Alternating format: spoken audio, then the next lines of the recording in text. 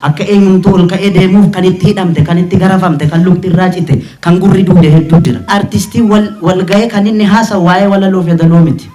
Waan na deemaa jiru kan akkamitti ilaalla, akkam goona, akkuma goobanaan saamame sanatti saamamamnoo, saamamne immoo kan duubatti immoo garagallee boonyamoo, waa'ee roorroodhuma iyyaa oollamoo, akkam ta'uudha qaba. Uummanni keenya nu qaba waan ta'eef warri siyaasa Oromoo oofan amma argitaniitu yaaddoo guddaan qaba isa dhugaa rabbiin isinitti himu.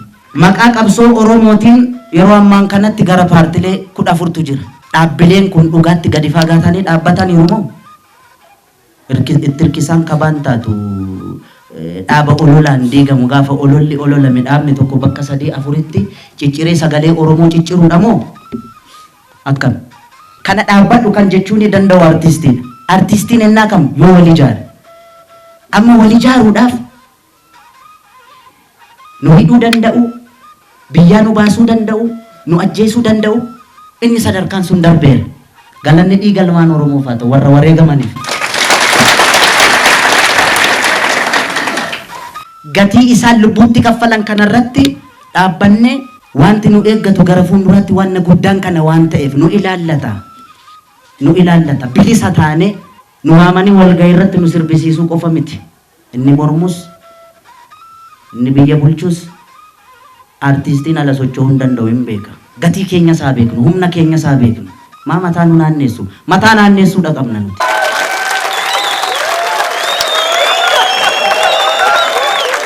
Waan biyya keessatti deemaa jiru kana dantaa saba keenya akkaataa kamiin eegsisuu qabna.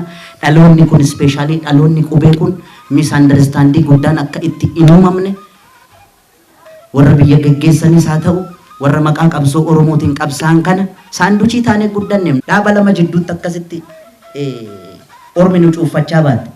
Abaawoon asii nu dheebaa, oppiidiyoon asii nu dhiibaa.